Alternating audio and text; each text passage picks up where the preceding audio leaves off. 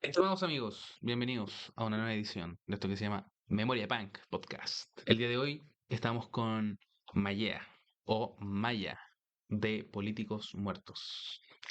Sí, en este capítulo vamos a estar hablando con Francisco Mallea, vocalista y letrista de Políticos Muertos, una banda muy recomendada para escuchar y también para que compren el libro Rock Paria, que está disponible en la editorial Santiago Ander y también en Busca Libre, así que lectura más que recomendada, al igual que la música de Políticos Muertos.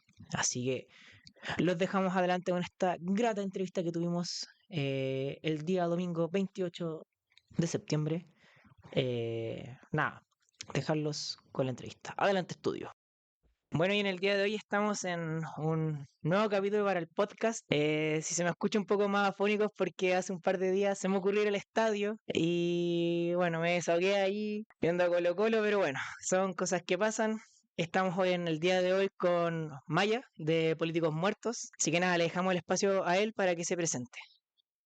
Hola, buenas auditores y auditoras. Por acá Francisco Maya, vocalista de Políticos Muertos. Cuéntame.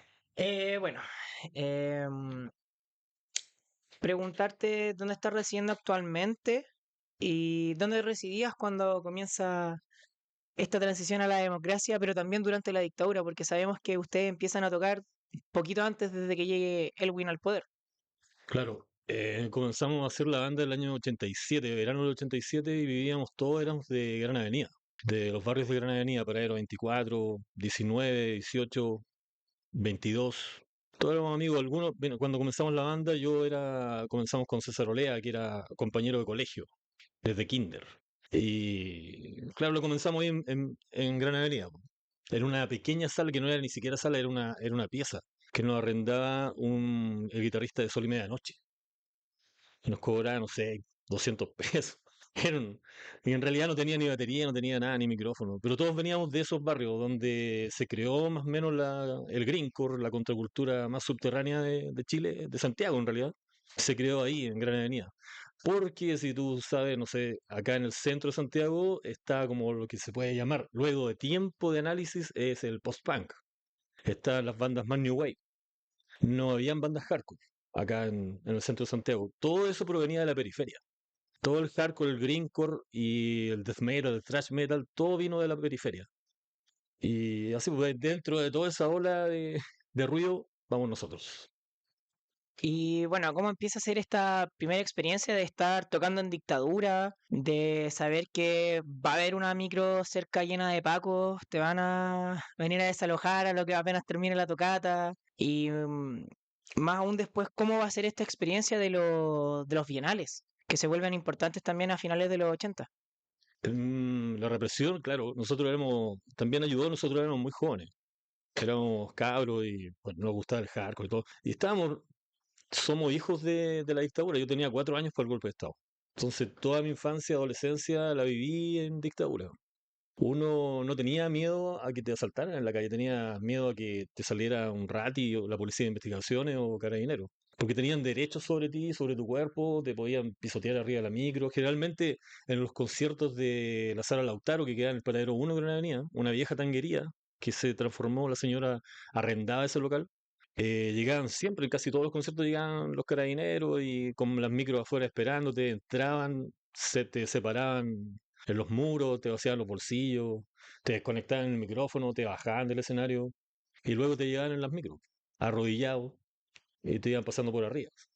Era bien, bien duro. Acá también en Matucana también se ponían enfrente de Matucana 19 y se separaban las micros y tú estabas en la fila esperando entrar al garage, pero tenías que tener un ojo en la puerta cuando se abriera y otro ojo en los pacos. Porque sin aviso abrían las micros y se bajaban todos, se bajaban como 10 o 12 pacos y te tomaban y te llevaban por estar parado. Muchas veces tuve que correr, bueno, era joven, le gané al paco, güey. Siempre le ganaba al paco. Es importante. Pero uno se va acostumbrando, en realidad fuimos fogueados por eso, por la represión. No tenías como un miedo de que muchas veces lo pasamos en celdas de Gran Avenida solamente por estar en la calle. O te paraban, pues, luego vino la detención por sospecha, te llevaban solamente porque se les paraba, en realidad, po, y te metían a celdas que con otra gente que también había cometido otros delitos. Tú ibas solamente por la calle. pero entonces tenías que ahí resistir la noche. ¿Y cómo va siendo también lo que van siendo los primeros grandes conciertos bueno, dentro de lo grande que igual bajándole un poco lo que es el movimiento, entendiendo igual lo under que era y que sigue siendo también, cómo era el tema de los bienales, cómo iba corriendo la información, y qué bandas estaban llegando también, con quiénes estaban tocando? Las bienales generalmente se hicieron acá en el centro de Santiago, en Matucana, en Sichel y en otros lugares así semejantes. Esas fueron más que nada organizadas, la gracia que tenían eran organizadas por músicos, claro, músicos locales que estaban comenzando y artistas. Ellos, los artistas exponían sus pinturas y los músicos tocaban, entonces era como era muy arte. No era una cosa muy de borracho y de puro rock and roll. Era muy arte y había música, se bailaba, era bien post-punk, así, bien simpático. Esas bienales, claro, son la contracultura santiaguina. Ahora, si vamos a festivales, no festivales entre comillas, algo que se hacía en Gran Avenida, nosotros hicimos con unos amigos que tenían una fanzine, hicimos el desencuentro Cloaca, que fue el 87, creo. Y estos amigos trajeron a G3, que fue la primera vez que tocamos nosotros en vivo. Y tocó G3 con nosotros, tocó Vandalic, creo, también, Orgasmo, eh, 4GM, DTH, creo, también. Ese tipo de festivales, claro, se hacía, pero eran mucho más radicales. No había pintura, era hardcore, todo. Muy salvaje. Acá, claro, acá había bien arte, así, muy arte. Y luego otros festivales y otras tocatas punk, claro, empezó a haber con un poquito más de violencia. Ya no era violencia la violencia no la ponía la policía. La violencia tú la encontrabas en el público. Cuando empezó a llegar como todo esto, se empezó como a masificar esto del Mohawk, el punk más UK, así, más radical, tipo Exploited, y las pintas sobrepasaron la idea. Ahí como que se empezó como a nublar un poco el panorama. Se le dio mucha más importancia a las tachas, a las puntas, a las chaquetas de cuero o de goma, que a lo que se estaba diciendo. Esa es mi opinión. Y claro, la violencia nacía de la misma gente. Así, si tú lo llevas luego a los 90, aún empezó a surgir aún más esa violencia. Se rompían los baños de los pocos locales que teníamos, se rompían los baños, las tazas, los lavamanos, y luego no nos prestaban los locales. Entonces hay más gente que quería disfrutar de banda y tocar, nos acuchillábamos la espalda. Recuerdo haber ido a un concierto en la discoteca, si no me equivoco, la Planet, y ya habían roto los baños, que no sé por qué estupidez se le ocurría hacer eso. Rompían las tazas de baño y los baños después habían puesto nuevas tazas de baño y estaban todas metalizadas. Te sentabas arriba de un metal para que no rompieran las tazas de baño. Pero eso fue, po. Claro, de cárcel. Entonces, primero tú al final de los 80 recibías la violencia de la policía, luego la violencia estaba ahí dentro. Y viendo esta transición ya hacia los 90, ver, llega la democracia, em, ¿cómo va siendo la visión que van teniendo ustedes también? Y también preguntarte cómo también se expande el hardcore de la periferia al centro de Santiago. La democracia, bueno, nosotros alcanzamos a votar, yo alcancé a votar, fue mi primera votación, que votamos no, obviamente. Y era obvio que nosotros lo hablábamos ese tiempo, que el eslogan de ese tiempo era Chile la alegría ya viene, y yo creo que cumplió, porque lo que entregaron fue alegría. La alegría no es felicidad, la alegría es un momento, y eso fue lo que se entregó, un momento. Luego se volvió, no sé, pues sacó a un asesino, se le puso corbata y una perla y lo mandaron al Congreso y siguió todo igual. En realidad los derechos siguieron igual ahí en la memoria, los detenidos desaparecidos, los torturadores los metieron en una cárcel de seguridad que aún están viendo tele en un link. Todo ese tipo de democracia como pactada, arreglada en el nivel de lo posible, como decía Elwin. Sabíamos que venía así.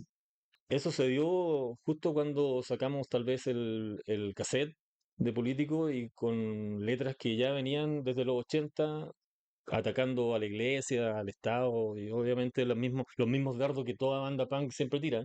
Pero claro, depende cómo va calando eso, queda. Tal vez uno puede escribir una cosa y esa cosa se va repitiendo de tal modo como un bucle. sigue así dando vuelta, sigue dando vuelta, sigue dando vuelta y sigue sucediendo lo mismo, entonces al final lo que escribiste se sigue repitiendo, ¿no? Nosotros sabíamos que venía así y seguimos ahí parados con en la misma trinchera, sin bandera en realidad, po. Sin una bandera y la misma trinchera, y en la trinchera al lado habían otras bandas compañeras. Pero todas las bandas yo creo que estábamos en las mismas trincheras y en la misma calle, en la misma calle, en la misma latitud. Ahora, el hardcore, claro, el hardcore salió, en los 90 obviamente salió hardcore melódico y también se cantaba sobre otras cosas, cosa que nosotros nunca hicimos, siempre cantamos rock paria, nunca hardcore melódico, ni... Todo es respetable en realidad. Pero claro, si que haya un mercado es respetable, pero claro, el hardcore como que varió muchas veces en distintas tonalidades. Nosotros seguimos haciendo lo nuestro, lo que nos cabía, lo que nos surgía. Ahora yo me pierdo luego, me pierdo del hardcore porque, claro, vais creciendo y si yo no iba a tocar, no voy a tocar si no toco. Ya no me da el interés por ver bandas nuevas, pero obviamente ahora el grindcore o el crust, hay cantidad de bandas que yo he visto en Valparaíso, supongamos, y que hay locos, sí, son salvajes. Si hubiera existido una de esas bandas en esos años 90, hubiera dejado la cagada, así, porque es salvaje. Pero habían bandas así, de TH era así, pero hay un desarrollo así, yo encuentro la raja así en Chile. Bacán, po, que exista. Pero claro, nosotros pertenecemos a eso, al rock paria, y estamos en esa línea, en esa trinchera, que es pequeña, pero está. Y para ti, ¿cuál comienza a ser esa línea de diferencia entre lo que es el punk, el hardcore y este rock paria? ¿Cuál es lo que lo logra diferenciar? El término lo acuñamos también como a principios de los 90 y más que nada por eso mismo, por, porque tú veías a Tocata y nosotros no hacíamos punk rock, po, no hacíamos hardcore como Seven Seconds ni Discharge, no hacíamos grindcore tampoco, no era, nuestra música no sonaba así, era como bastante ecléctica en cuanto si tú la puedes escuchar es ruidosa igual, pero tiene como otro arreglo. Y claro, lo que chocaba, porque en ese tiempo, te repito, en ese tiempo era muy facha, muy look. La gente, las bandas, todos tenían su look. Y nosotros no teníamos look a propósito, nosotros éramos como unos obreros que iban a la feria, no sé. Tú ibas a tocar con zapatos de colegios. A propósito, en realidad. Porque siempre pusimos todo el peso en otros lados, no en la imagen.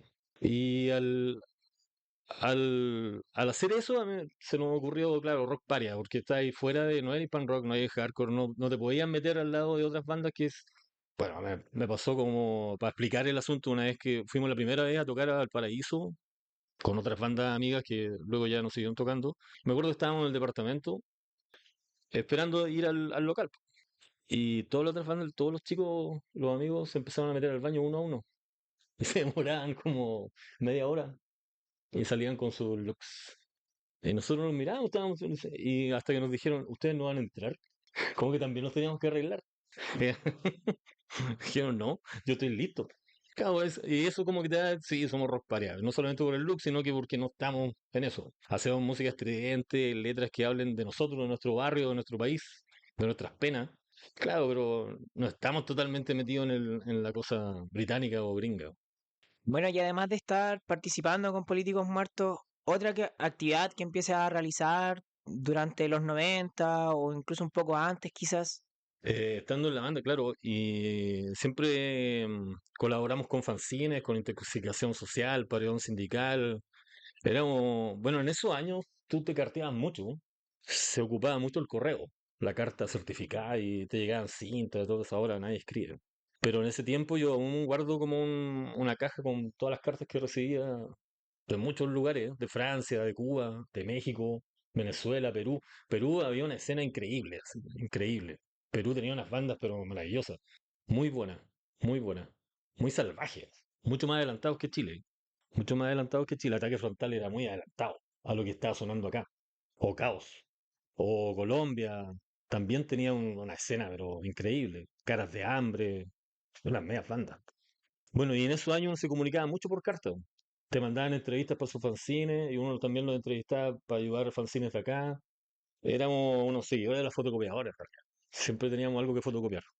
Y leer, po. Era muy entretenida la fanzine porque tú, aparte de leer de dónde era la banda, qué quería decir con los textos, las fanzines empezaron a agregar luego tal vez de ver una fanzine española que se llamaba Idea Fix, que era una fanzine de Zaragoza, que fue la primera fanzine que yo encontré que ampliaba esto de hacer fanzine de la entrevista, la banda, la entrevista, la banda, la entrevista, la banda, porque el autor de la fanzine ponía temas de conversación que tenían que ver tal vez con la soledad, el sexo, el respeto a, no sé, pues, a las identidades sexuales, eh, historia de España, eran diferentes tópicos que se agarraban en esa fanzine, era mucho más cultural que solamente musical. Y de ahí empezaron a salir fanzines así acá también, po, agregando poesía, agregando historia, no sé, de pintores que te interesaran, arte y todo eso. Y ahí estuvimos como harto rato como ayudando en fanzines, colaborando. Luego hice un pasquín que se llama Rica tu vida. Rica tu vida era como lectura de baño, yo lo llamaba, porque era una hoja que se doblaba como en cuatro y tenía gráfica y tú la doblabas y tenía poemas, letras de políticos, letras nuevas, otras cosas, poemas de otra gente que me interesaba, dibujos, fotos y collage y era una hoja cada y era gratis, yo lo repartía con amigos. Y tú ibas a la casa del amigo, estabas ahí carreteando y ibas al baño y tenía todos los números ahí. Y generalmente sentabas en el baño y empezabas a leer, por eso se llama lectura de baño, po. Y si no había papel, ocupabas lectura de baño. Rica tu vida. Eso lo hice harto tiempo. Y así, pues. Es que tengo una pregunta, es que me quedo dando vuelta a lo que dijiste de comunicarse con personas de otros países. Ujú. ¿Cómo surge esa comunicación en un contexto donde no hay redes sociales, no hay teléfono? Surge tal vez por la primera carta, por la primera fanzine que te conseguiste, tal vez de, no sé, por poner un ejemplo, nos comunicamos mucho el Patricio de Intoxicación Social, no, de Paredón Sindical, se comunicaba mucho con Fermín Muguruza. Y claro, Fermín le respondía, le mandaba los discos de Neu React. Cada vez que salía un disco le mandaba las revistas, los fanzines, los diarios que editaban los vascos. Pero anterior a eso, no sé, pues tuvimos la idea en un fanzine que nos conseguimos por ahí, argentino o venezolano, venía la dirección, no sé, pues, weón, de una banda cualquiera española. Y le escribimos, pues, y te respondió, pues. Luego nos conseguimos con esa misma banda otras direcciones, empezamos a escribir. Y la cuestión es que de un momento a otro tenías, pero un círculo de gente escribiéndote y mandándote fanzines, y mandándote discos, cassette. Por ahí había mucho tape trader que se llama, todos le ponían los nombres en inglés. El tape trader, que te mandaban muchos cassettes. Tenía puros cassettes así con fotocopia. Y te mandaban sus demos, sus rehearsal. Tal vez en ese tiempo iban con una máquina, grababan el recital y te mandaban el recital. Era muy interesante, ¿no? Muy interesante. Por eso yo me acuerdo, no tenía nada que ver al caso, pero me acuerdo de un concierto de Bauhaus que se llama Press the Eject and Give Me the Tape. Y era porque está grabado por puros fans. Y era lo que en la seguridad de la banda o del local se acercaba y te decía eso. Press the Eject and Give Me the Tape. Porque había mucha gente grabando pirata a los conciertos. Entonces se acercaba a la seguridad, dice, pulsa el eject y dame la cassette. Pero sí, pues, de un momento a otro tenía pero una cantidad de gente. La carta de Cuba, la única carta de Cuba que tengo, sale en un papel, que es un papel así como, no sé, po, una servilleta. Es una servilleta escrita con un lápiz rojo de pasta. Y que el tipo en Cuba, en La Habana, había escuchado Político Muerto. Sirvió mucho también que con este tipo, con el cual te nombré, Idea Fix, esa fanzine lo hacía Santi Rick, que tocaba también en una banda. Y él con el amigo de otra fanzine se comunicó y dijo que estaba haciendo una cinta compilado para el quinto centenario. El quinto centenario fue como el 92.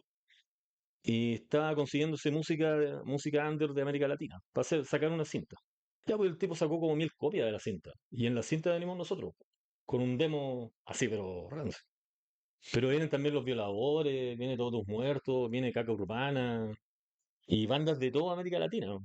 Argentina, Perú. Entonces el tipo saca este cassette, lo vende mucho en España, se vende y dentro del cassette se amplía y van las direcciones que tuviste. Y gracias a eso empezó a llegar mucha carta. Oh, escuché la cinta y te hacían entrevistas, te mandaban la fanzine y así cada vez más, po. En realidad era todo hecho a mano y lento. Y tú enviabas una carta con una entrevista, te llegaba como un mes después. Un mes después, tal vez, te llegaba un paquete grande con CDs. Era bonito. Y bueno, ¿qué tipo de mensaje? Bueno, lo habíamos hablado un poco antes, críticas, están buscando generar conciencia quizá a través de los fanzines, también de la música. ¿Qué era el leitmotiv que tenían ustedes? Yo creo que como hablar de lo que nos interesaba, hablar de lo que nos interesaba y criticar también y tratar de mejorar lo que estábamos haciendo. Nosotros no éramos tampoco la maravilla de la, entre comillas, escena, pero siempre se empezó a criticar, supongamos, la violencia más que nada, porque existía la violencia en el público, en las peleas, tocatas con peleas, se agarraban. Primero era muy común a finales de los 80 los thrashers contra los punks y había un odio así estúpido. Luego el punk de tal lado de la periferia contra el otro punk de tal lado y hacían bando y tonteras, como eran como barras de fútbol en realidad, ¿no? Como era la antesala de esa estupidez fue esa, yo creo. Porque pelearse así porque yo soy de Maipú y el otro es de la Cisterna, imbecilidad, pues. Pero se daba muy seguido. En ese, eran años bastante alucinantes. Recuerdo una vez, a propósito de Maipú, recuerdo haber ido a una tocata y estaban los Rock and Noise. Y no sé si eran los Rock and Noise o era otra banda y tenían una bandera Chile puesta arriba del escenario. Y un flaco hacia el escenario haciendo el símbolo de la swastika, así. Era, lo podías ver así, pero de todo. De todo, de todo. Puedes ver de todo. Pero igual eso del conflicto es como bien como el ser humano en general, no sé, pienso en las barras de fútbol. Te agarra, o no sé, porque te gusta un cantante, te gusta otro. O Como como la violencia. es una experiencia general del ser humano el Sí. abanderarse con algo que te identifica y pegarle al otro porque él no le gusta. Claro, ahora, claro, había un tal desarrollo de la violencia que también iba con el personajillo, ¿no? Porque claro, como te entra esto del punk, pero no te entra leyendo, te entra imitando, tú también imitas, po. No lees libros, no empezás, no te quedas en la casa leyendo, no sé, pues a Marx o a Bakunin, no, pues salí a tomar y a pelear, po.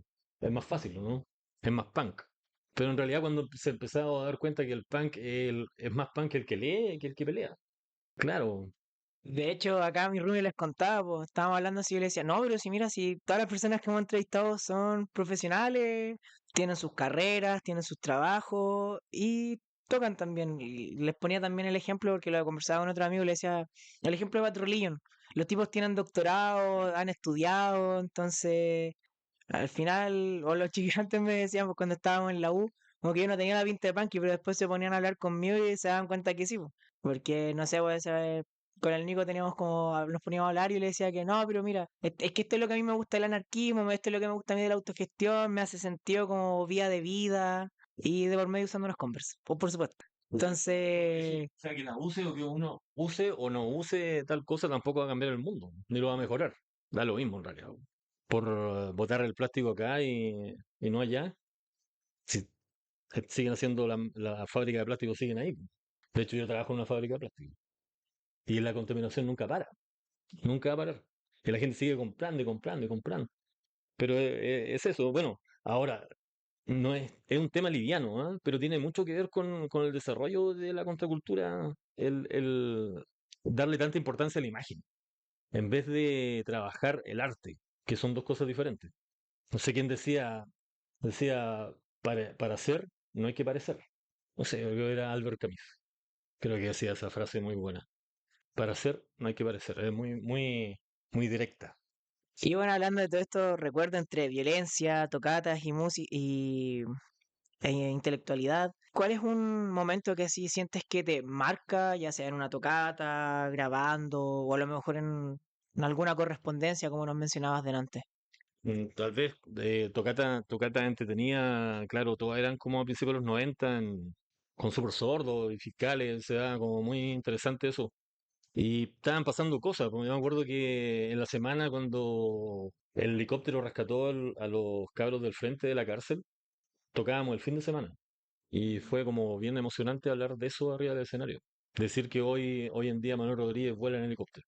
Fue, fue, fue bonito, fue bonito. Darle esos mazazos a la demoqué, como le dicen los españoles, la demoqué, no la democracia, sino la demoqué. Pero sí, eran esos tiempos de estar viviendo tiempos, porque ahora, si tú lo ves, como que todo se ha ido aletargando. No hay derecho, no hay democracia, se pasan por arriba. Hay gente que no debería estar en los medios y está hablando unas sandeces asquerosas sobre Pinochet. Debería ser crimen hablar de un dictador asesino, debería ser castigado. E incluso lo toman como broma. La otra vez vi que pusieron hoy en una fonda la imagen de Pinochet. Eso debería ser castigado, socialmente, digo yo. Más que poner en el Instagram. Pero claro, todo es liviano. ¿Por qué? Porque aún tienen miedo. Aún hay miedo. Y es una generación, esta generación no tiene ni idea, tal vez, de, de lo duro que fueron los 80, lo peligroso que fueron los 80. No tiene idea de eso, no se imagina tampoco que puedan existir esas cosas, pero hay otras, po. Supongamos, hay gente desaparecida, gente activista, ecologista desaparecida, hay gente activista ecologista que la tratan de asesinar una y otra vez y nadie pesca en realidad, no. Eso sigue sucediendo y es como normal. Cada uno me toca. Que la Chuñil esté desaparecida no toca, no importa. De hecho, es mejor hablar de la, no sé, porque que estuvieron con esta estupidez del tipo que le pegó al conserje, estuvieron como una semana persiguiéndolo por Brasil, gastando dinero para no sé para qué, para hacerle una foto. Entonces, cuando tratan de hablar, lo que quieren es desinformar, que tú metas la cabeza en un pantano que no te va a dejar nada, o te va a tirar por el lado. ¿Qué sabemos de Argentina? ¿Qué sabemos de Perú? Son países que están súper cerca, a 2 horas. ¿Y qué sabemos de ellos? En Argentina van a transmitir la marcha que se dio en contra de los femicidas de las 3 chicas, de cómo el Estado no hace nada contra los narcos y matan mujeres, parece México ya. No hacen nada, porque no te informan tampoco. No sale nada. Entonces nos mantenemos aislados, aislados. Eso, no sé si me fui a la pregunta. No, está bien, está bien. No, es muy enriquecedora la pregunta porque también se conecta con eso, porque empieza a marcar un poco con lo que ustedes buscan como discurso dentro de la banda, Claro. lo que quieren transmitir también, ya sea en fanzine o en la misma música. Sí, y es la paradoja de la información, o sea, vivimos en una época en la que es más fácil comunicarse con otras personas a mucha distancia, Claro. o es mucho más fácil hacer música, nosotros mismos tenemos un acceso a un micrófono de buena calidad, a un computador que te permite hacer una buena grabación, pero eso no te asegura absolutamente nada.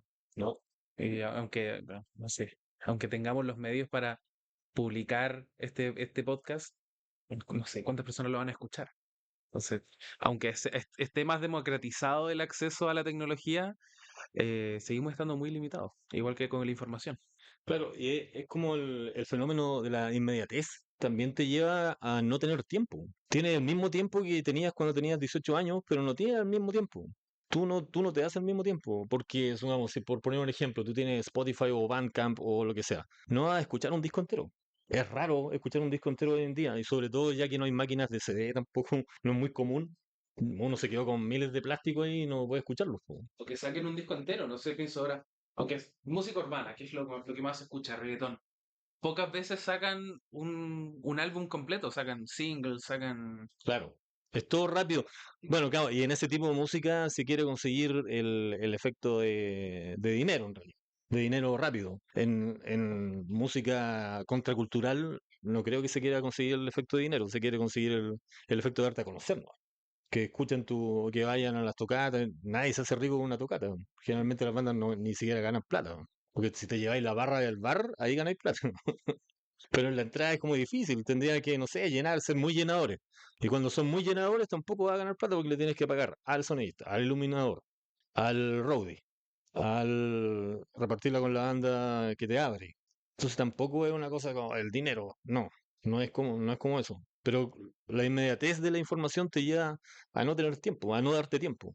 Ahora es raro leer, siempre uno tiene como el tiempo para leer, pero como estáis cansado de la pega, te levantaste temprano, o la cuestión es te quedas dormido a las 4 páginas. No avanza. Yo hago el ejercicio cuando mi novia se va a su trabajo, ella solía tener muchas crisis de pánico, entonces me llamaba para ir conversando, para evitar la crisis de pánico. Ir conversando, meter la cabeza en otro lado. Entonces, a mí se me ocurrió, leamos un libro. Entonces, como yo me voy mucho después que ella, y ella recorre en auto más o menos una media hora más o menos, y yo agarro un libro y leemos un libro juntos. Yo lo leo y ella va escuchando. Entonces los dos vamos cerrando libros y es una buena forma de leer, de acompañarse. Hay que buscar en realidad, po. Pero ahora todo es rápido, sí, todo es rápido. Incluso el podcast se debe hacer rápido. Sí, de hecho, es verdad. Tenemos que sacar los capítulos, tenemos que editar, grabar, publicar. En realidad no es como porque pega, pues pega en verdad porque necesitamos la nota como amigos, pero también nace un poco desde la necesidad de querer dar a conocer estos temas, que un poco lo que te comentaba por WhatsApp, porque el podcast nace con eso, no nace así como de, bueno, igual sí, como ya, pero veamos algo que no nos tome tanto tiempo, pero que también sea enriquecedor y que cómo trabajamos un movimiento que es tan fragmentado, que no tiene un lugar como tal, sino que son muchas partes, muchas historias que se empiezan a conectar. Entonces, igual la justificación nos quedó buena para el profe ahí. Que esperemos que cuando escuche esto sabe que nos quedó buena porque nos evaluó bien el proyecto. Pero bueno, siguiendo un poco con esto de la inmediatez, em, ¿cómo empieza a ser ya en los 90 como esta, ya, de a poco también los medios desinforman, estoy empezando un poco los problemas que hay con el mercurio porque lo revisé demasiado cuando estuve avanzando con la tesis. ¿Cómo llegan a decir ya, nosotros queremos crear nuestros propios sellos? ¿Cómo llegan a esa idea? Bueno, esa idea siempre estuvo, pero no había dinero. Pero se llegó a eso con amigos financistas en realidad, porque tenían, que podían poner la parte fría del asunto. Y así se llegó, y aprendiendo a poco. La CFA la llevó mucho el rol y de fiscales, Catafú, de Super Sordo. Estábamos metidos en eso y, claro, tenías que tener el dinero como para arrendar el estudio, para grabar. Y luego para editar la cinta, la carátula, costear la caja, el papel de la carátula. Luego un sello la distribuyera. Nunca va a ganar nada en realidad. Nunca va a ganar dinero. Solamente va a figurar en la historia de la contracultura. Pero dinero no va a ganar nunca. De hecho, va a perder. La mayor parte de las veces se pierde.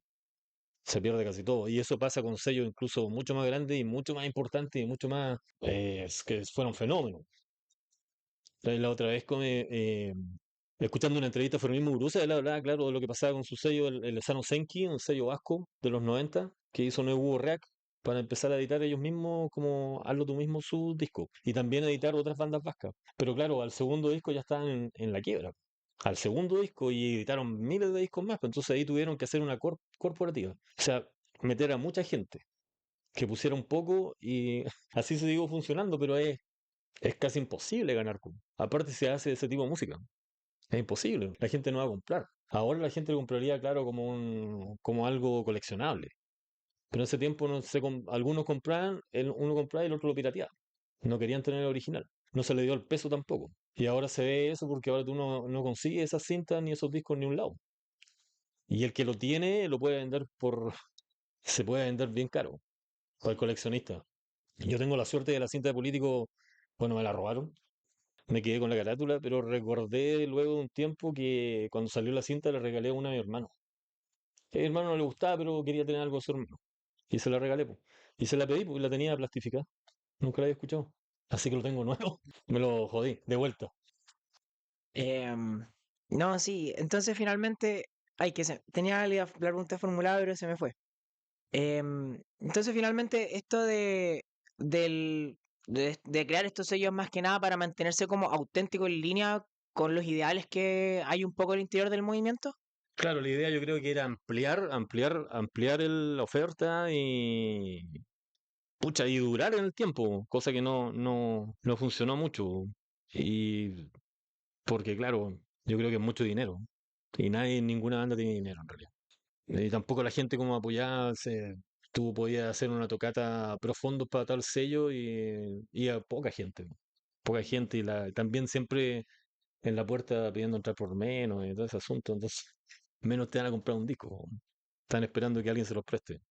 Pero la idea, claro, era eso, influenciado sobre todo por sellos extranjeros que comenzaron esto de Do It Yourself, Dischord House Records de Minor Street o Alternative Tentacles con Biafra, que hacían eso. Sacaban muchos discos de muchos grupos diferentes, bueno, muy raros todos, y a la vez editaba periódicos falsos con información o con collage hechos por Winston Smith. Eran muy artistas. Eso siempre nos gustó, nos interesaba. Ahora, si el fin de eso era ganar dinero, nunca lo pensamos en realidad. Nunca nos interesaba conseguirnos dinero para gastarlo en esas tonteras, pero como a otra gente le interesaba gastar dinero en otras estupideces. A nosotros nos interesa eso, tener eso guardado después. Era bonito, un trabajo que aún lo seguiría haciendo, ¿no? Si tuvierais tiempo y dinero, de nuevo. Pero yo creo que lo único que me interesaba era como estar fuera de los sellos, po. sellos que tampoco te iban a pescar, po. Yo recuerdo haber hablado solamente una vez con un sello y claro, no te ofrecían nada. Y te ofrecían para más remate una cinta o un CD, no sé si era CD, bueno, era una cinta mitad super sordo, mitad político. Y ellos se llevaban todo. Ellos la distribuían, pero se llevaban todo. Tal vez debimos haber dicho que sí, pero no, dijimos que no. Y nunca estuvimos en ningún sello. Y otras bandas pudieron estar y se quedaron ahí y no sé si ganaron, si les funcionó, si ellos como banda crecieron o se acomodaron a un dial de radio. Porque muchas bandas se acomodan a la música que está sonando. Pasan de punk, pasan a hacer ragamuffin o cosas así, cualquier cosa para que te escuchen en la radio, en realidad. Luego tú escuchas las mezclas de radio en ese tiempo como música de fiesta y te ponían a esta banda al medio, sí. Es raro eso, ¿no? Si tu música festeja, es como raro. Para mí, al menos. Y bueno, ustedes empiezan a grabar demos mucho antes de que salga el primer disco de Políticos, que ustedes lo sacan él. No, 97 salió, set, lo grabamos en 94. porque ustedes lo editan con CFA, si no estoy mal, ¿verdad? Con CFA. ¿Cómo fue esa experiencia? ¿Cómo fue ya, tenemos estas demos, grabémoslo? El ir al estudio, ¿cómo fue la experiencia en sí? Habíamos grabado demo, en realidad eran rehearsals, que grabamos en cinta en una radio cassette, muchos temas. Y luego grabamos un demo porque teníamos un micrófono, le llamamos demo porque teníamos un micrófono así como este, y lo grabamos al aire. Pero sonaba mucho mejor que esos rehearsals. Y pasó el tiempo, y yo por otros motivos me alejé de la banda. Estuve alejado de la banda. Y me llamaron un día mis compas de la banda y me dijeron si podían grabar los temas. Yo le dije, sí, no hay ningún problema. Ya, ellos iban a grabar y luego me llama Rodrigo y me dice, oye, pues venía a cantar tal tema porque no nos sale. Yo le dije, ya, voy. Me pasaron a buscar, bueno, y me quedé grabando todo el disco y volvimos a tocar y toda la cuestión. Fue así. Y sobre eso nos conseguimos como con la gente de Anachena, Archie Frugones, el sello El Rancho. El estudio El Rancho, donde Super Sordo también grabó ahí el Super Sordido en esos años. Y ahí grabamos el cassette, po. Puta, era un estudio con perilla, po. Con mesa con perilla, no era una cosa con computadores. Era otra cosa, un estudio así fantástico. Los Frugones, muy buena gente, muy comprometidos, no nos cobraron al final, lo hicimos gratis. Pero ellos estuvieron, claro, en ese cassette que hasta hoy en día aguanta bien, ha envejecido bien. De hecho, sacaron vinilo hace poco y, bueno, hace unos años atrás, unos otros compas sacaron el vinilo y son la raja. También se masterizó, se arregló las cintas que teníamos, que las tenía gordo, no sé, que el master era una cinta chiquitita, el master del disco. Pero la tuvieron que abrir, esto lo cuento así como broma en realidad, porque el gordo la tenía abajo un colchón. Y claro, no la podían encontrar, la tenía bajo un colchón y la cuestión se quedaba atrapada, po, en los DAT, era un DAT. Y se quedaba atrapada y lo tuvieron que abrir y tenía chocolate adentro. Verdadero ñoño se mantiene. Pero ahí se arregló lo que más se pudo. El Pancho Strop. El Pancho Strop lo arregló. Muy bueno. Y esos son los masters que están hoy en día subidos a Spotify, ¿o no? Claro. Spotify, claro, Spotify no suena bien en realidad. Salva, pero no siempre suena bien. Tiene una calidad de sonido media paja. Pero sí, ese es lo que está arriba también. Está Angelita también. Angelita es un proyecto que hicimos con el guitarrista político, Tatán, que lo hicimos en pandemia. También ellos tenían la música hecha, pero eso ya no tiene nada que ver, es otra historia. Y también me pidieron hacer un par de letras y terminé haciendo la letra a todos los temas y grabándola así. En plena pandemia me escapaba a su casa a grabar el tema en el sillón con un micrófono. Y así se hizo el disco. Así se hizo el disco. Luego se mandó a masterizar a Barcelona con un otro amigo y se mandó acá y se sacaron 500 copias. Entonces, bueno, Angelita. Es nada que era político, pero claro, las letras son bastante similares, en realidad. También son críticas y... Interesante eso. Y a medida que van pasando los años, ¿qué cambios vas notando en el punk acá en Chile? Ya sea en las bandas, pensando un poco ya finales de los 90, inicios del 2000, con las bandas que van emergiendo poco a poco, creación de nuevos sellos y también con la circulación de fanzines. ¿Sientes que va cambiando un poco el discurso o se mantiene igual o se va atenuando más y más? Yo creo en fanzine me declaro ignorante, no conozco mucha fanzine actual, solamente Crudo Soy, he leído algo de Crudo Soy, y sí, la fanzine Crudo Soy es bastante vieja escuela, como que habla de bandas, te da a conocer bandas que no conocería, si no la estás leyendo ahí, de todo el mundo, de Perú, de América Latina, de Europa, bandas grindcore. Ahora, claro, hay mucho grindcore y mucho crust. Una escena que acá en Chile igual pegó fuerte. Desconozco también la cantidad de bandas, pero hay muchas bandas así. Hay muchas bandas así. Y los tópicos también de esas bandas son como bien como estándar, como bandas de death metal, pero punk. Bueno, eso es como en la mezcla de death metal con el hardcore. Sí, hablar así como de la destrucción total. Pero lo que lo diferencia, claro, que el vocalista no se le entiende nada.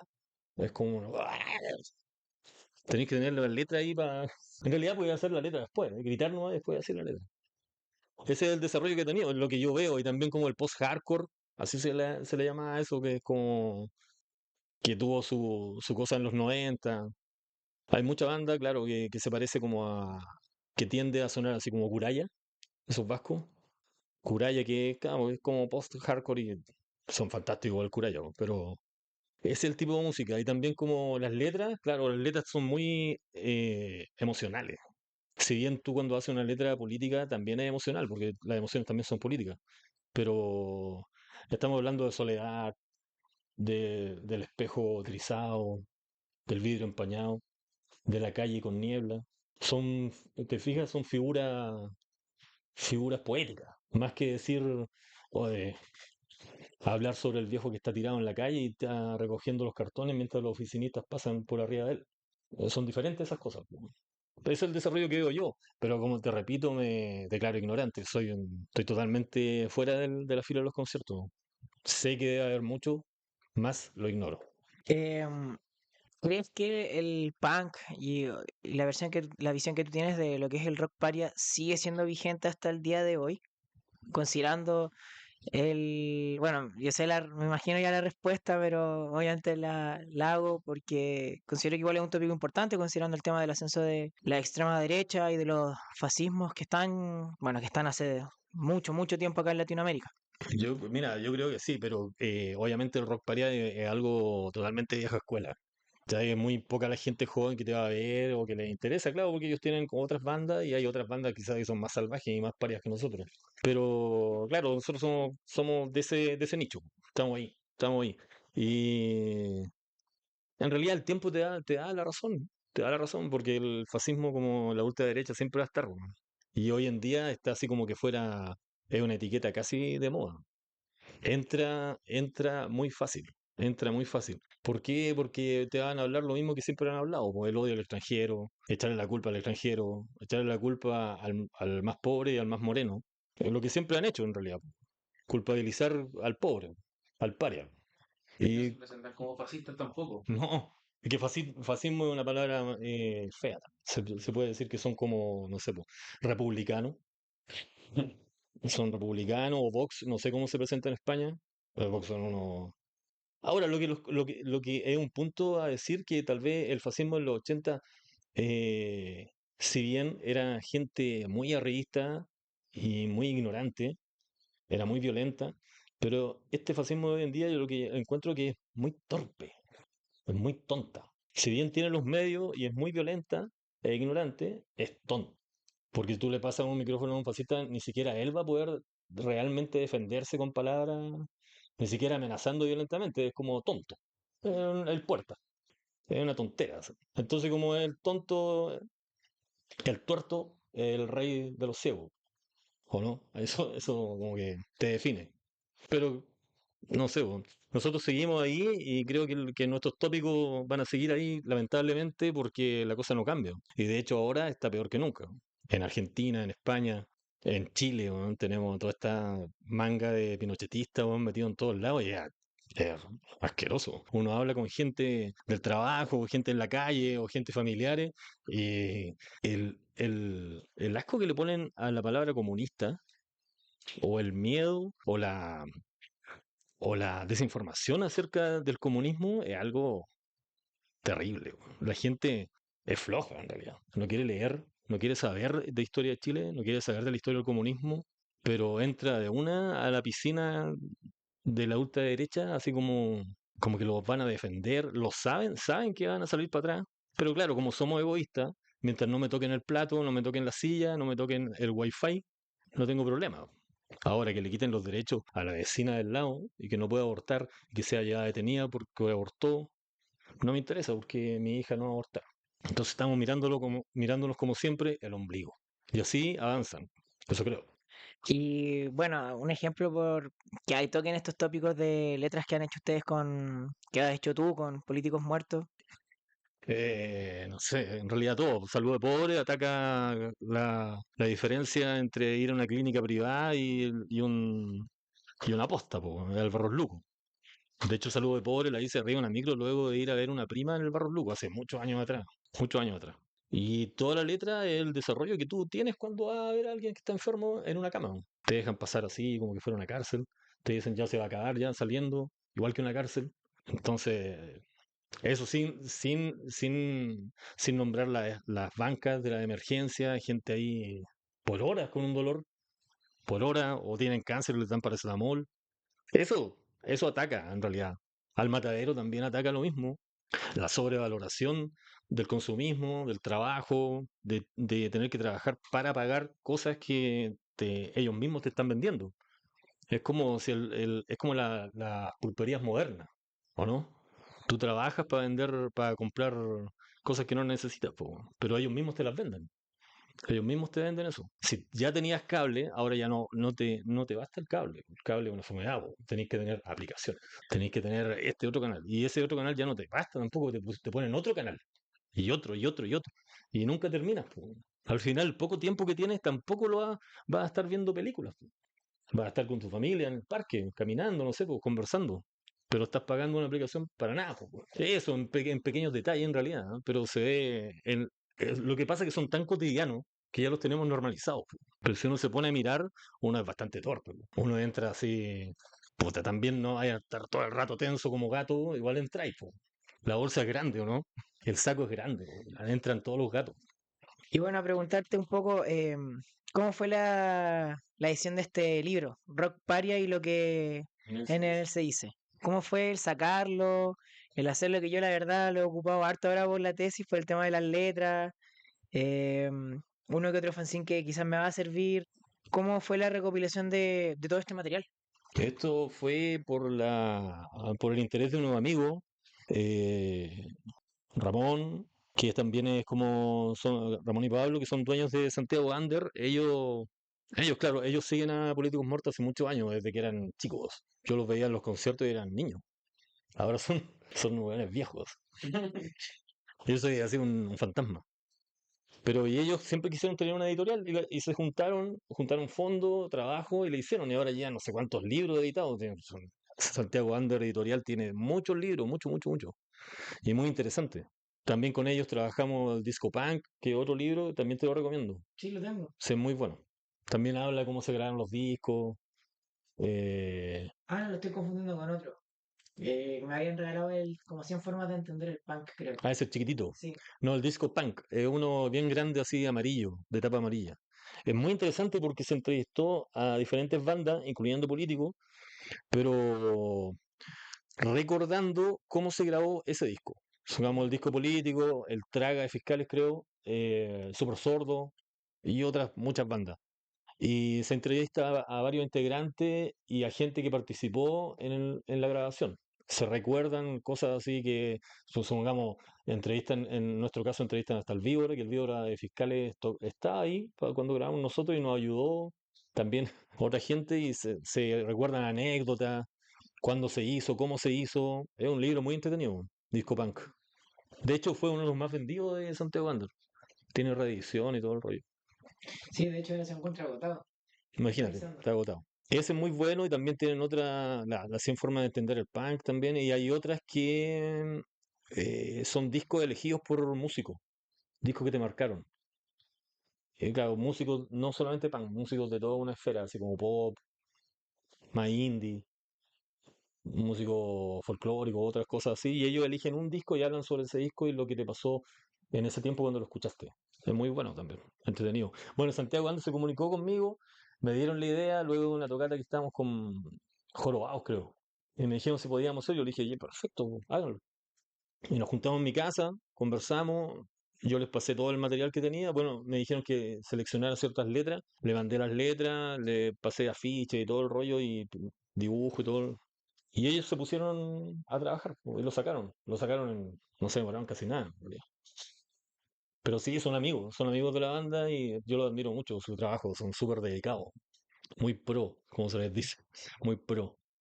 Y así, pues. El nombre se lo decimos, claro, parafraseando lo que ponían los españoles en cierto cuando hablan, sí, lo que en él se dice, y lo que de él se dice, hablando tontera. Bueno, ya para ir cerrando este capítulo del podcast, que ha estado muy, muy interesante hablando de lo que han sido fanzines, grabar discos, las letras de políticos, la situación actual. em, Preguntarte un poco si te sigues considerando parte de esto todavía, de lo que es el punk, porque siguen tocando con políticos, Una vez eh, al año, pero siguen tocando. sí. Ahora en noviembre. Sí, creo que sí, sí los había visto. Em, ¿Te sigues considerando parte de todo este movimiento tan heterogéneo? Yo creo que sí, de una u otra forma uno está metido en esto. Está ahí, bueno, y de hecho también estar hablando acá de eso, te da a entender que estás metido en esto. Si no, ya uno diría, no, sé que ni me acuerdo. Pero en realidad uno se acuerda de todo. Y sí, te sigues considerando, más que nada te sigues considerando porque te sigue interesando crear cosas. Te sigue interesando hacer letras, te sigue interesando que si te pasan una música, ponerle una letra y encontrar el tópico que te agrade, que te llene, te sigue interesando. Hace poco también trabajamos con los Sin Retorno, me invitaron a hacer un tema y hicimos las letras y todo y ya lo grabamos. También va a salir. Pero claro, eso mismo, esas mismas cosas que te inviten músicos de otras bandas, oye, voy a hacer una letra para esto y lo cantáis, te hace ver que tú estás todavía metido en la cuestión. Estás caminando por esa vereda. Tal vez no se te ve en ni un lado, pero está. Así que bienvenidos sean los próximos 10 años. Gracias. Muchas gracias a ti, Maya, por esta entrevista. De verdad que la agradecemos mucho. Así que nada, no podemos parar de agradecerte por la instancia, así No, de que nada. Para mí, de verdad, gracias a ustedes por invitarme. Muchas gracias a ustedes por invitarme, por el interés y ojalá salga todo bien. Salga sanito. Ah, es como dicen. Ojalá salga sanito. Muchas gracias, compañero. a ti, compa, muchas, muchas gracias.